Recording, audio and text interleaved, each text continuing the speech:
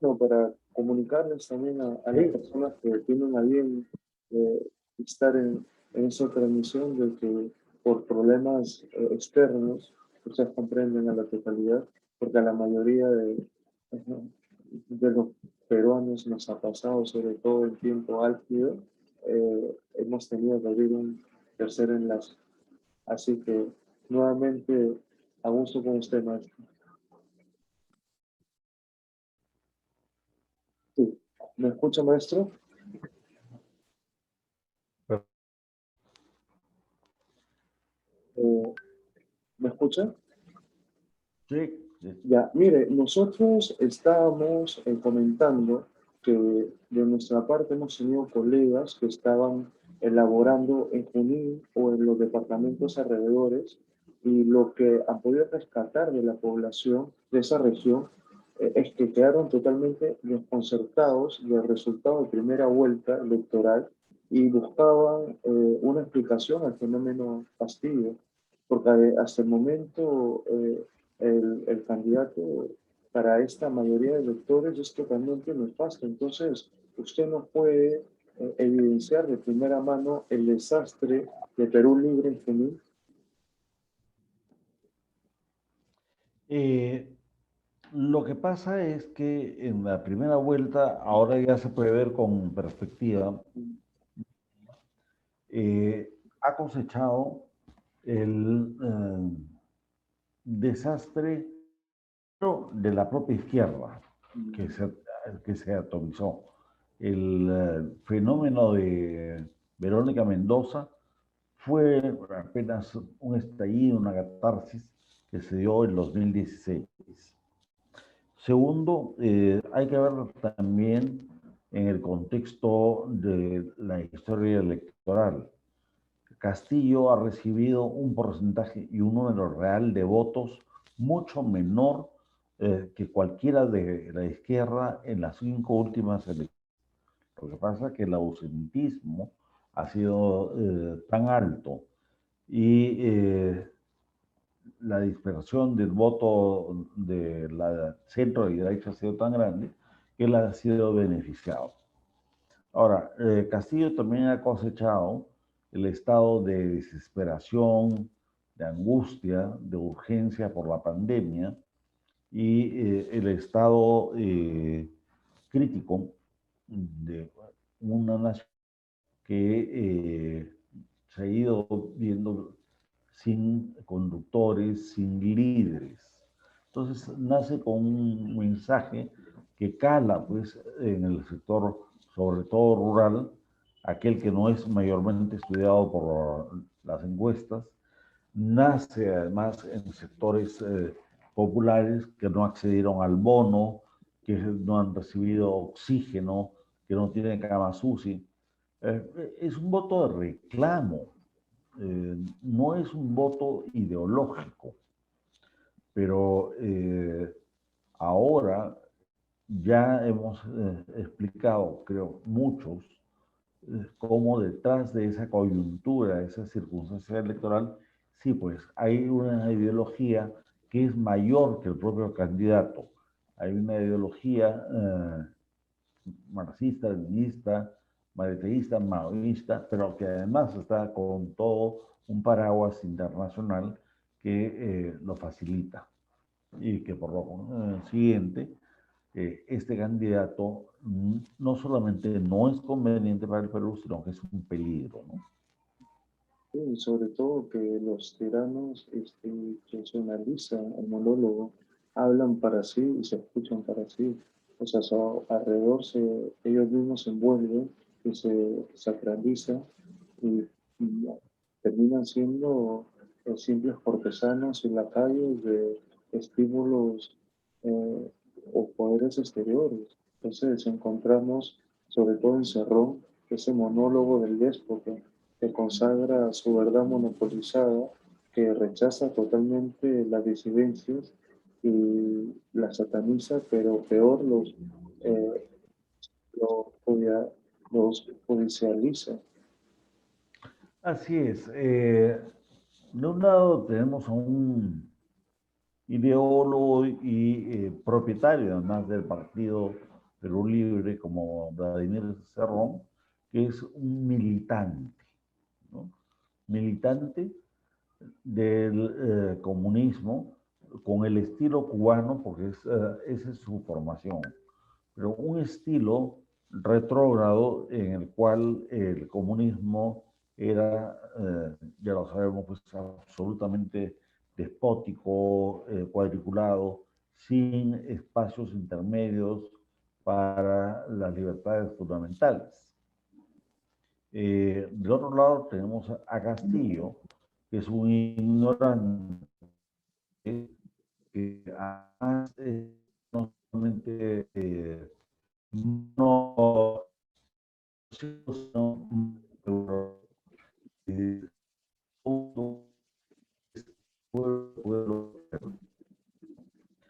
tenemos un proyecto en torno antiminero, que son en realidad ONGs, movimientos antimineros globales, que están dispuestos a hacer lo que sea para que el Perú aborde en su desarrollo de minerales, porque afecta a los mercados. La mayor oferta del Perú afectaría a los mercados internacionales. Ahí tienes al Curarana, por ejemplo. Y luego tenemos a los progres caviares, tipo Marisa Clave, tipo la propia Verónica Mendoza, que tenían, y de los moraditos, con sus agendas liberalonas, ¿no? Donde ponían especial énfasis en el lenguaje inclusivo, el matrimonio homosexual, el aborto libre, que no tiene nada que ver con la mentalidad radical de Cerrón e incluso de Castillo.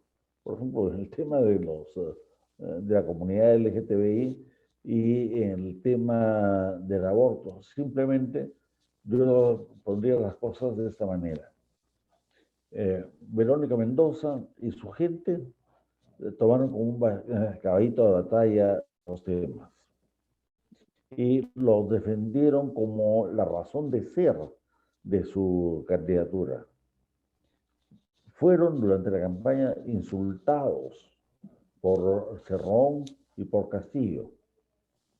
Y ahora, simplemente como lo ven que está tratando de llegar a la presidencia, se suman para contribuir, le ponen técnicos, le ponen todo, porque de otra manera el caviaraje no vive. Los caviares en realidad son parásitos del Estado, ¿no? Y a estos parásitos es muy difícil quitárselos encima, porque se reciclan, se reinventan. El que la hayan basureado a Verónica Mendoza ya se olvidó, tiene cuero de chancho, ¿no? Ahora simplemente tiene la mentalidad de la trepadora, pues de esas plantas trepadoras. El asunto es finalmente grave porque todos esos manejos políticos le cuestan al Perú, le cuestan a manera de una traición a la bendita generación del Bicentenario. Espero que ya se haya dado cuenta que desde el día 1 la utilizaron en las marchas de noviembre del 2020 como carne de cañón para beneficiar al lagarto Vizcarra. Y las han venido utilizando para hacer carne de cañón del interés partidario de esa izquierda que hoy desprecia cualquier libertad de los jóvenes. Eh, Paradójico, pero si comparáramos el discurso sobre, por ejemplo, los homosexuales entre lo que dice Cerrón y lo que dice López Aliaga estaría a la izquierda de Cerrón. Cerrón es mucho más brutal en ese tema. Y finalmente todo eso lo pagamos nosotros, todas estas aventuritas, porque somos nosotros, los ciudadanos, que pagamos impuestos y que producimos y mantenemos el país, los que terminamos siendo expoliados para mantener a esta tira de parásitos, ¿no?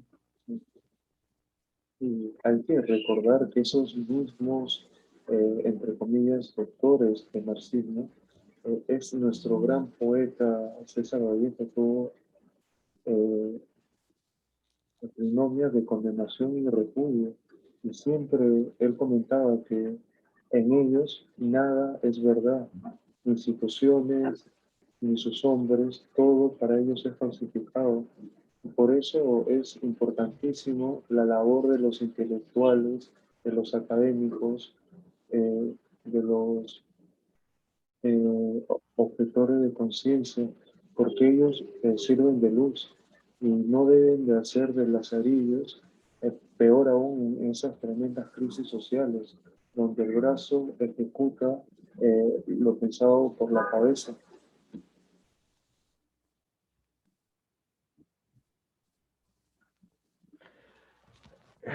Mira, yo hoy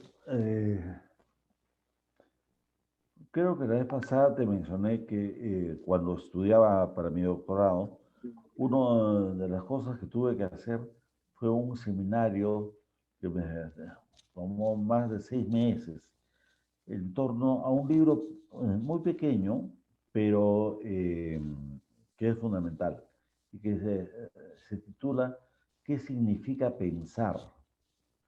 Y su autor es Martin Heidegger. ¿No? Y claro, uno dice, oye, ¿qué me puedes enseñar de cómo, qué significa pensar?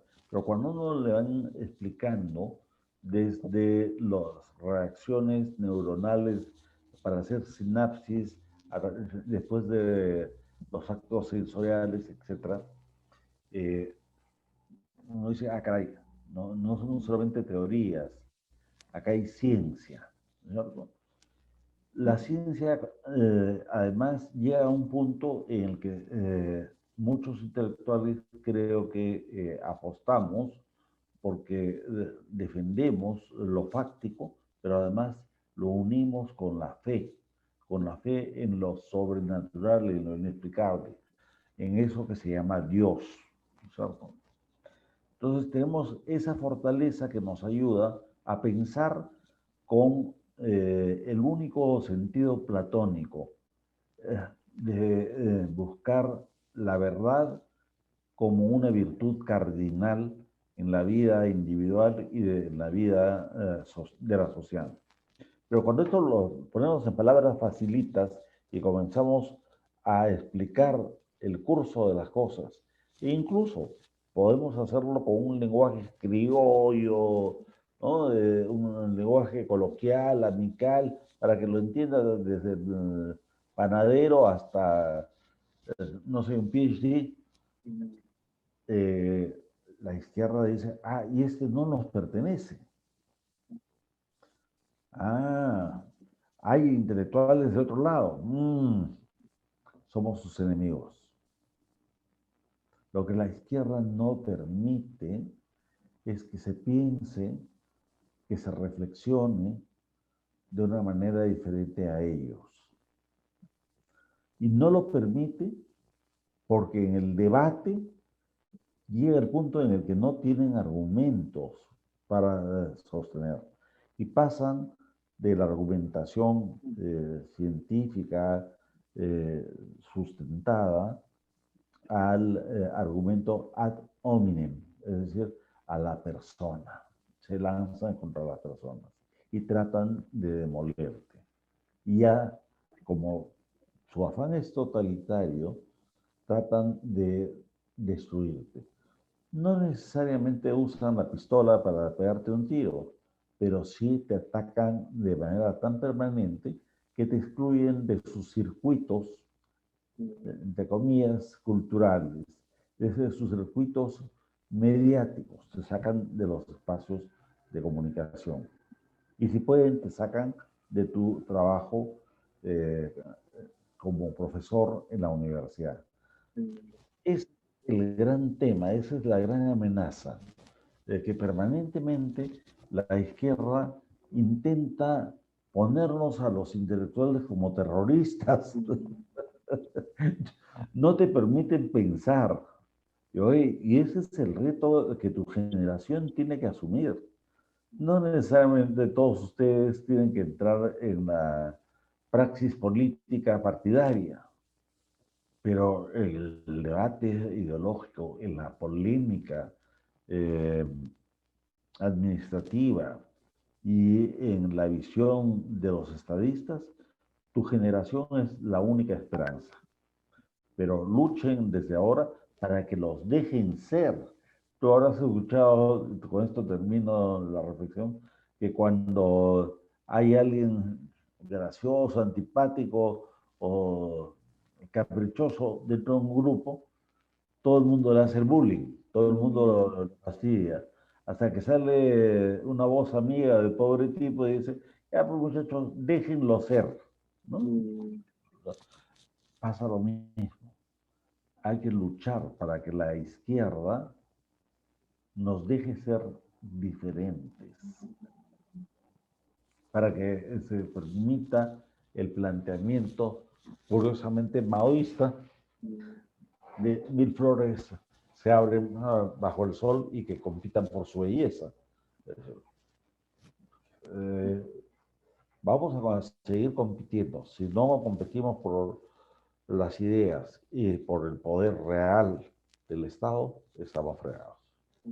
Y se me venía a la mente lo que el rey Segismundo siempre decía, que cada amigo que él gana es un adversario que mata, porque Claro. nosotros debemos entender que negociar entendimientos posibles desde posicionamientos contrapuestos demanda mucha sabiduría y sobre todo mucha paciencia, y porque los profesores de didáctica estimaban que la sabiduría de un maestro reside en el secreto de encontrar el nivel promedio de enseñanza, ni demasiado alto ni demasiado bajo.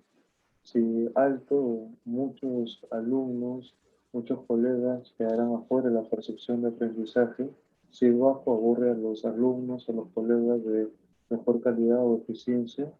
Y prácticamente, como en política, nada es absoluto y todo es elástico. El nivel sube y baja y eso hay que oscilar.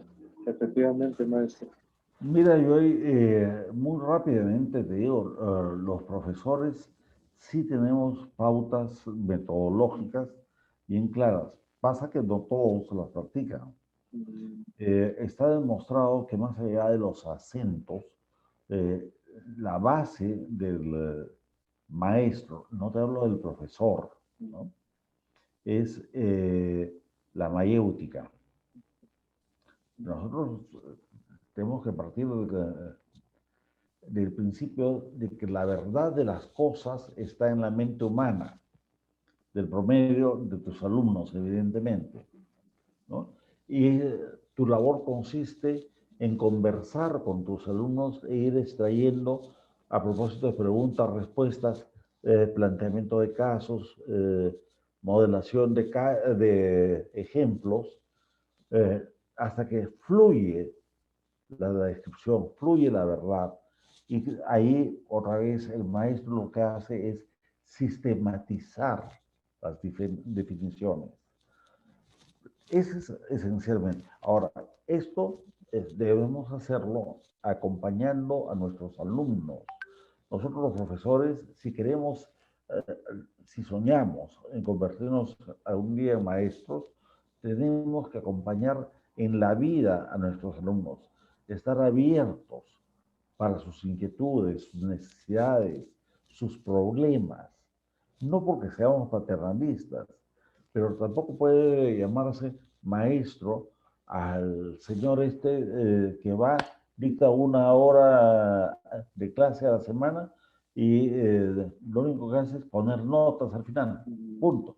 Y todo el rato, como el mandarinato francés de mayo del 68, están ahí escuchando simplemente de manera unilateral. Ahora, el ser maestro además tiene un gran problema. Tú no puedes predicar aquellas virtudes, aquellos propósitos en los que no crees y aquellas cosas que por lo menos no intentas hacer. O sea, el ejemplo tiene que ser tu propia vida, pero ¿qué ejemplo de vida se da ahora cuando tenemos en el magisterio la mayor infiltración senderista, así en directo, y con un pensamiento marxista muy radical? Lo que no nos estamos dando cuenta hoy es que si esto no se para, vamos a tener muy pronto una guerra civil en el Perú. Una anarquía No total. soy catastrofista, no creo en las teorías de complotas, pero tampoco pequemos de ingenuidad. Lo que se nos viene puede ser una guerra civil. Sonará feo, pero creo que puede ser así. ¿Sí? La mayéutica siempre existió, la anarquía prácticamente ya nos acecha por las espaldas, tal cual. Nosotros, maestros, queríamos comentarle de que hay dos momentos difíciles de todo discurso. Primero, cómo empezar y segundo, cómo terminar. Por eso, gran parte del secreto de los buenos oradores está al principio y al final del discurso. Qué relevante y qué indispensable va a ser para el votante peruano el único discurso que el Jurado Nacional de Elecciones ha programado para Keiko Fujimori y para Pedro Castillo. En realidad, yo desconfío mucho del Jurado Nacional de Elecciones, por su composición, por la ejecutoria que está demostrando, totalmente parcializada y vinculada a los intereses que ha dejado sembrados el lagarto Vizcarra. Recién además se está en vías de solucionar la incorporación de un representante del Colegio de Abogados de Lima, porque era un tribunal del Jurado Nacional totalmente completo. Y el señor Salas Arena tenía como presidente un poder enorme por su voto como presidente y como miembro de sala. Pero luego desconfío también del esquema de los debates, donde los candidatos pues, pueden hablar, no sé, 2 minutos, 1 minuto. En los debates de la primera vuelta veíamos que los moderadores le decían, señor Hernando Soto, le quedan 30 segundos, ¿qué quiere exponer? Por lo santo, es una pérdida de tiempo, es una farsa. Los debates deberían tener una estructura totalmente diferente, sobre todo en la segunda vuelta. Ahora, está claro que el señor Castillo se ha comportado como un conejo, como una gallina, al correrse permanentemente de la posibilidad de un debate alturado con la señora Fujimori. Eso es clarísimo. Y esto es porque, ya lo hemos conversado, no tiene un plan de gobierno, no tiene 13 horas. Alternativas concretas. ¿Qué irá a pasar con el debate que de 4 se han reducido los temas a un solo día? La verdad no tengo mucha esperanza. Sin embargo, sí iría concluyendo con esta reflexión. La política se divide en los argumentos y en las percepciones. La señora Fujimori tiene que hacer el máximo esfuerzo, como ya lo viene haciendo, de argumentar, es decir, representar las ideas prácticas y las más profundas en sencillos términos para que todo el mundo lo entienda. Pero también tiene el reto, eso es lo argumental, pero tiene también el reto en la percepción. La señora Fujimori tiene que mantener la imagen y proyectar la sensación de lo que ya probablemente es una ganadora. Ya basta de estar pidiendo perdón por cosas que hizo su padre, basta de estar pidiendo perdón por los últimos 5 años, cuando en realidad el fujimorismo no destrozó el país. El fujimorismo impidió que lo destrozaran tanto PPK como luego Vizcarra. Entonces ya basta de la actitud perdedora. Eh, Vamos a salir a la cancha.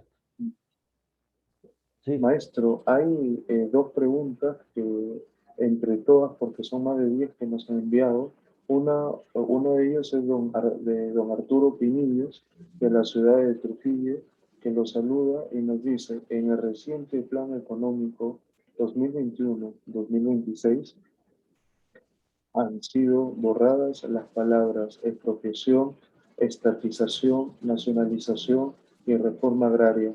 No obstante, no se puede ocultar el autoritarismo de Cerrón, que eligió al profesor Chotano como candidato. ¿Qué nos puede comentar al respecto? Gracias. gracias. Eh, gracias, además, qué lindo saber las personas y la gente amiga de Piura, una región, un departamento y una ciudad a la que quiero muchísimo. He enseñado tantos años en la UDEP que siempre lo recuerdo con mucha emoción. Sobre la pregunta, sí, pues el plan de gobierno pueden borrar lo que quieran.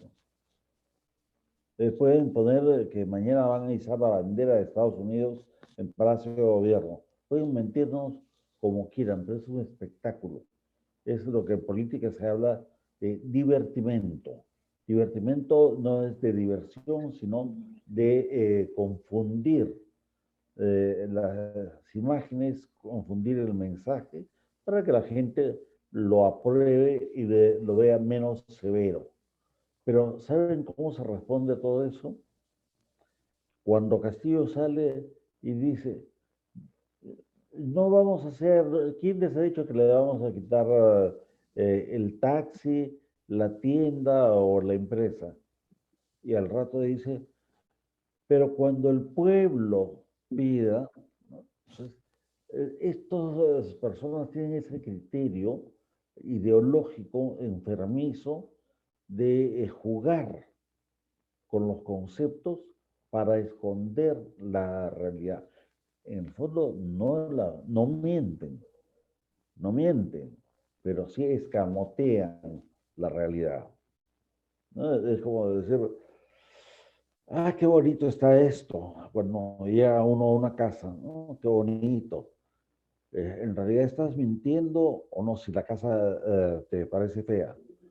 Seguramente estás diciendo algo por pura cortesía a los dueños de casa. Qué bonito, porque es lo que esperan, ¿correcto? Tú no llegas a la casa comunitaria y dices, qué fea casa. Pero si le pones un poquito de ironía, ah, qué bonito está esto. Ah, eso es lo que se llama manipulación de la opinión pública. Y es lo que intenta Cerrón hacer ahora con Castillo al maquillar un programa de gobierno que sigue siendo un mamotreto que amenaza al país. Hay otra pregunta de Johandri, que es una ciudadana venezolana que reside en nuestro país desde hace 2 años y lo saluda y nos dice, a diferencia, Hugo Chávez, por ejemplo, en su carrera por la presidencia de Venezuela, en 1998 negaba ser socialista. En cambio, Pedro Castillo está desplegando una campaña de adoctrinamiento con la que les promete lavarles el cerebro a cara del comunismo. Así es. Ante todo, me encanta escuchar el comentario, la pregunta de una ciudadana venezolana que espero esté siendo bien tratada, bien acogida como corresponde a todos los hermanos venezolanos. Hugo Chávez fue toda una experiencia, ¿no? En realidad, yo lo conocí cuando estuvo acá en la escuela militar de Chorrillos. Era un cadete simpático, juguetón, digamos, un joven que no tenía ninguna muestra de ser una amenaza para nada ni para nadie. Era más bien un poco tontón, así, de esos amigotes buenos, grandes, como el perro gran danés, ¿no? Que mostraba mucho sus ganas de hacer cosas, pero que no era una amenaza. Después lo vi en Iquitos cuando se escapó de Venezuela por el golpe. Y hasta ese momento no era más que un populista. En realidad, después es adoctrinado Hugo Chávez con dos personajes, Marta Harnecker y se me está escapando el nombre del profesor alemán que es el gran teórico del socialismo del siglo XXI. Y ellos son los que encuentran en Chávez a un intérprete tropical de los nuevos planteamientos del comunismo. Y ahí es donde comienza también, y ahí estamos hablando más o menos del año 98, 99 justamente. Y ahí es donde comienza el gran cambio ideológico, donde se pasa del populismo al socialismo y del socialismo a la ambición comunista, que en el caso de Venezuela además se ha aliado con el narcotráfico. Y ahí es, finalizando la historia, cuando el año 2000 a mí me apedrean por dar una conferencia contra Hugo Chávez y contra el chavismo como ideología socialista que recién nacía en la Universidad Nacional de Caracas. Ya he contado otra vez, pero si no es por gente misma de los estudiantes antichavistas, me hubieran matado a pedradas. Pero así es. Y después ya no me han dejado entrar a Venezuela. Hay una pregunta de un profesor a tiempo completo de la Universidad San Agustín, quien es don Antonio José Slokovich Sarmiento, que nos dice, estos comunistas utilizan la típica estrategia webeliana que fundaron antes sus pares nacionalsocialistas para tomar el poder en Rusia. ¿Qué nos podría comentar al respecto?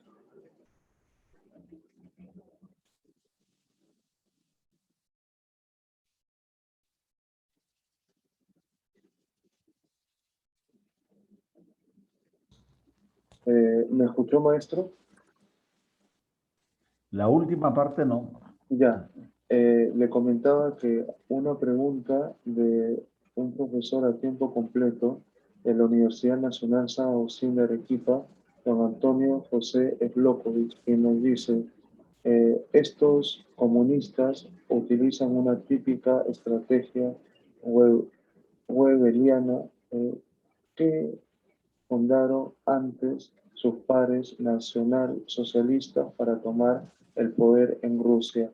Por ejemplo, casos, entre comillas, que pone énfasis emblemáticos como las esterilizaciones forzadas, como ese programa de planificación familiar, los cuales, a mi consideración, son refritos y sancochados que siempre esta izquierda fascista saca luz.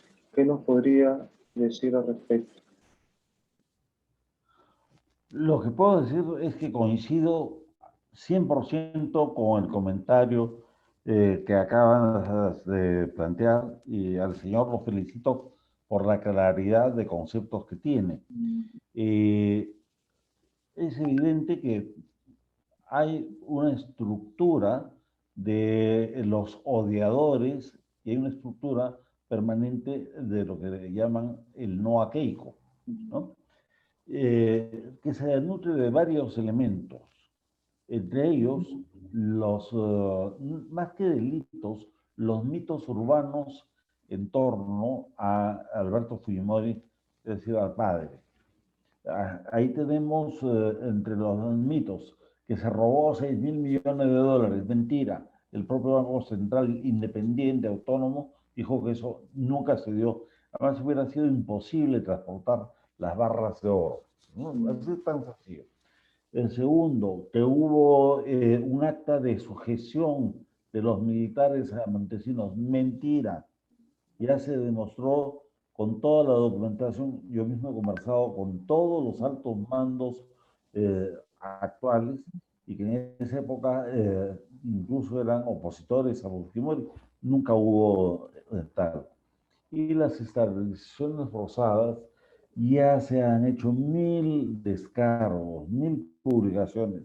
Lo que pasa es que esta gente de izquierda, ha de nutrir odio con estas farsas, también lucra, porque las ONGs, estas entidades perversas infiltradas en la política peruana, permanentemente le dan vuelta a los temas para...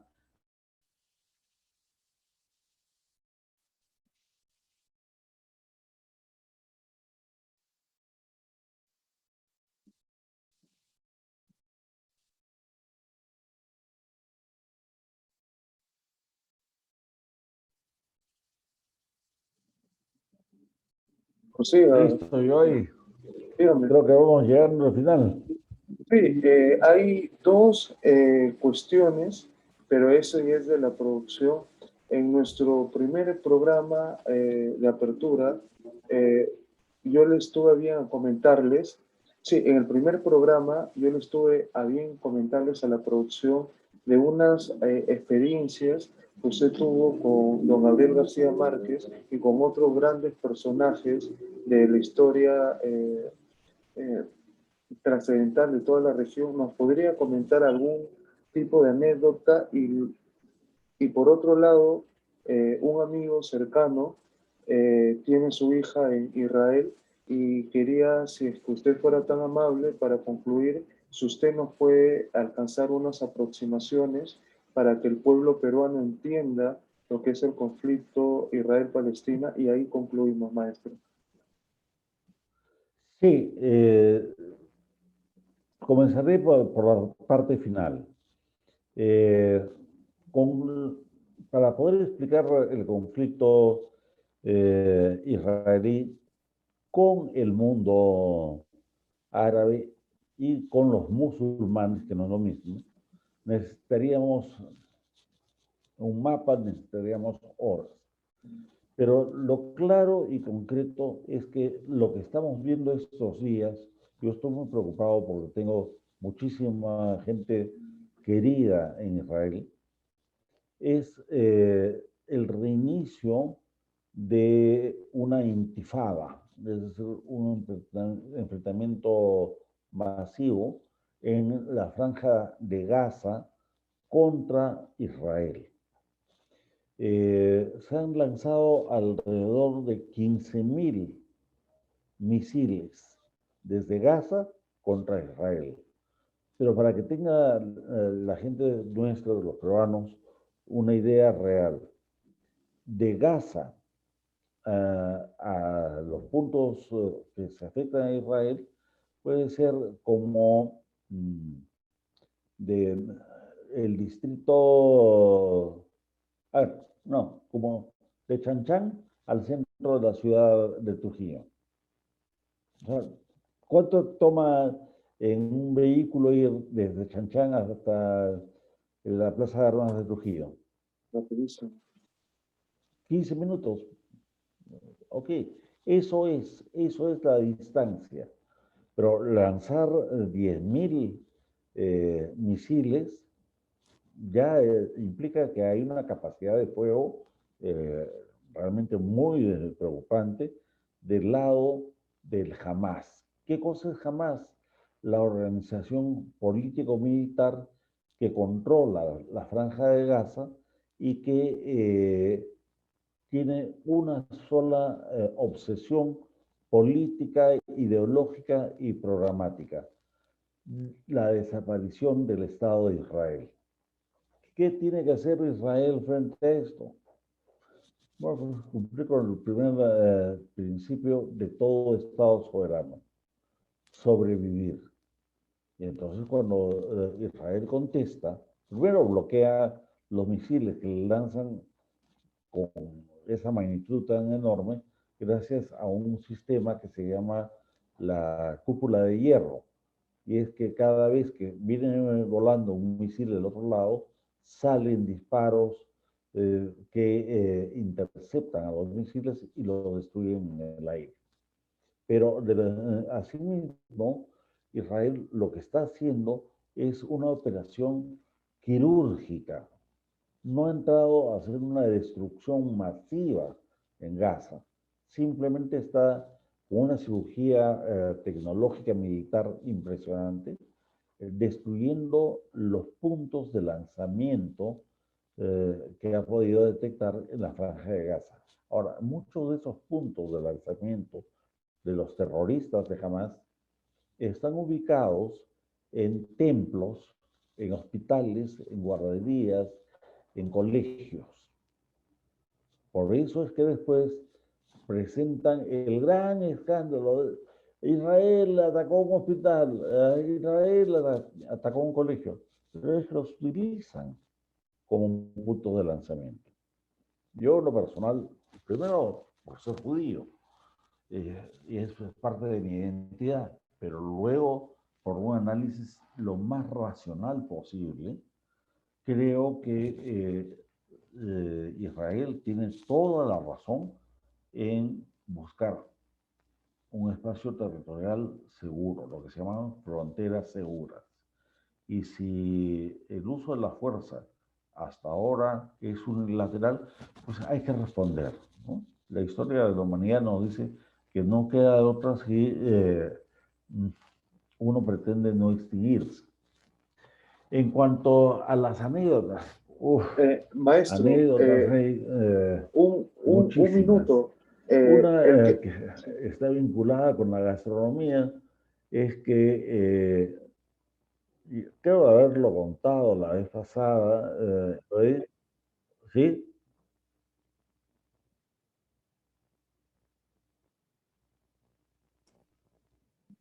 sí, lo escuchamos.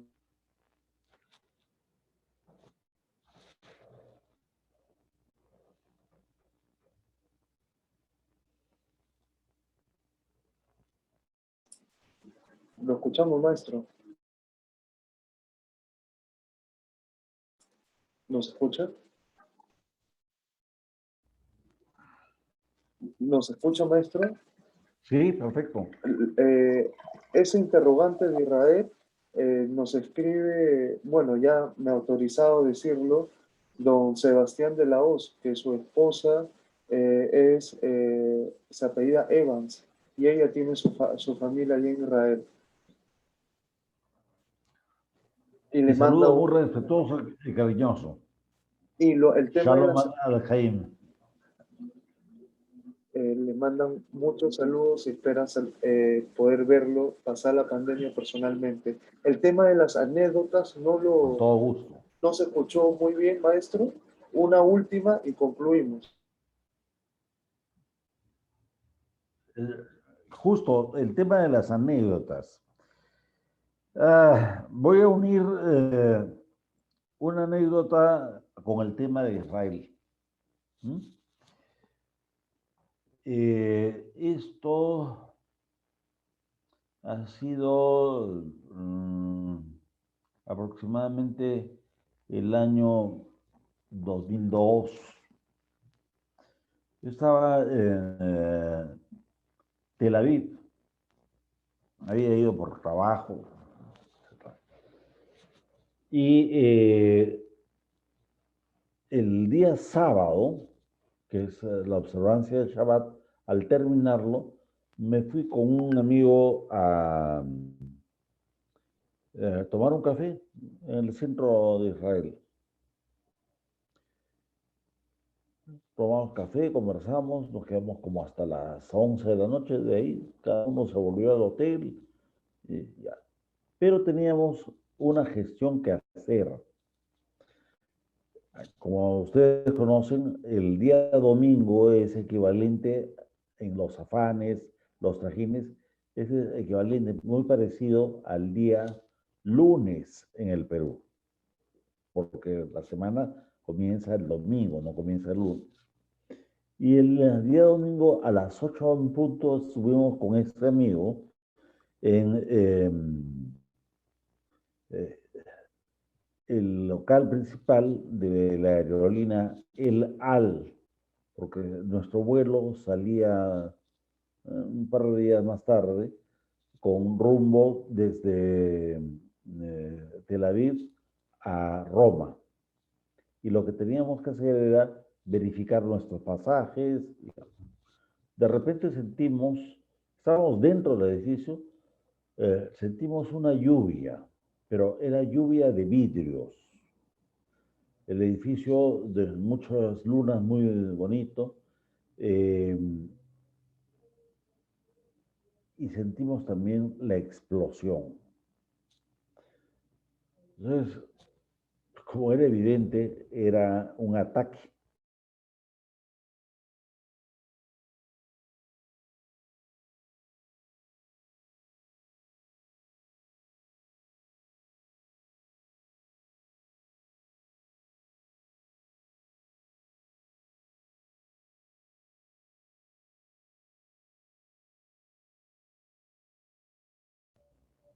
No sé si me escuchaste hoy.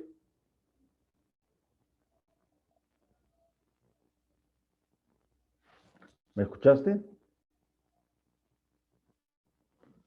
Yo ahí. Como era evidente, era un ataque, maestro. Yo ahí. ¿Me escucha? Buenas. Hola. ¿Me escucha? Sí, Sí, como era sí, sí, evidente, un sí. ataque. Un ataque terrorista. ¿Eh? Bueno, intentamos correr, la seguridad y la policía nos detuvo. Ya unos 15 minutos después salimos en orden. ¿Y qué había ocurrido? Justo frente al café en el que la noche anterior habíamos estado con este amigo, había detonado un ómnibus en el cual iba una mujer palestina con los cartuchos de dinamita puestos alrededor. Lo que pude ver hasta ahora lo tengo en la memoria. Es feo. Eh, un brazo humano cortado como si fuera, no sé, el brazo de un maniquí y todavía está tirado en la pista con su reloj y su sortija. Eh, muchos cadáveres y la cabeza de una persona que parecía puesta como en un árbol de Navidad, en un árbol, o sea, había volado. Y después todas las víctimas. A lo largo de mi carrera he visto muchísimos muertos. Ya les he contado, ya he estado en la guerra en Centroamérica, me secuestraron, una serie de cosas. Pero esta imagen de Tel Aviv es una de las cosas que me persiguen en la memoria hasta ahora. Porque ver la violencia llevada a tal extremo es impresionante, ¿no? Cuento esa anécdota, pese a lo dolorosa que es, pero simplemente para graficar cómo cuando el terrorismo se apodera del quehacer político, la alternativa es defenderse. Y concluyo justamente yo ahí con esto. Desde hace días acá, Charrón y la gente de Perú Libre dice que va a haber fraude. Dice que se van a rebelar contra el fraude. En realidad, si el 6 de junio pierde, como esperamos, Castillo, sí vamos a tener violencia. Son más de 10.000 armas que ya se han encontrado solamente en Lima. Como lo ha dicho el almirante Montoya, esas armas no son simplemente del narcotráfico o armas de un coleccionista. No, están vinculadas a la posible azonada de los comunistas. Y del otro lado, creo que si Castillo gana el 6 de junio, entonces tendremos una violencia aún mayor, porque ya comenzaría la dictadura y el totalitarismo. Frente a cualquiera de esas dos alternativas, los peruanos tenemos que estar preparados para hacer lo que hicimos en época del terrorismo en el Perú. Yo ya les he contado 3 atentados de Sendero contra mi persona y mi familia, un intento de secuestro de mi hijo por parte de la MRTA. Durante más de 15 años tuve que vivir como vivíamos muchos peruanos, rodeado de seguridades y con la pistola en mano. Si se da el caso, aunque ya uno es más viejo, pero si se da el caso de defender a la patria, a la familia, a Dios y a la propiedad, pues no nos correremos. Un mensaje duro y claro. En política, nada tienen que hacer los cobardes. Esa es una hora de definiciones. Espero, por supuesto, que estemos celebrando el 6 de junio no solo el triunfo de Keiko Fujimori, sino la victoria de la democracia. Y si frente a cualquier situación los comunistas intentan desestabilizar el país, hago votos porque nuestras Fuerzas Armadas, la policía, hagan su labor sin ningún reparo, pero que también los ciudadanos empecemos a defendernos ahí donde sea necesario. Para culminar, Muchísimas maestro, gracias. nuestro mártir Juan Valer Sandoval comentaba: toca mi patria y me convierto en fiera, y si tengo que inmolarme por verla sobre y libre, lo haré sin dudarlo. Del equipo de trabajo de la SOE La Horca, de toda la producción y comité consultivo, le damos las gracias por su apertura, gentileza y esa cordialidad para con nosotros. Con su permiso, maestro, un abrazo para la familia y hasta muy pronto. Cuídense mucho y fuerza con la salud, maestro. Muchísimas gracias, Joel. Muchas gracias a todo el equipo y espero que pase la bendita pandemia, que disminuya su agresividad para ir por tierra trujillana muy pronto. Un gran Se abrazo viene, para maestro. ustedes. Agradecido y con su permiso.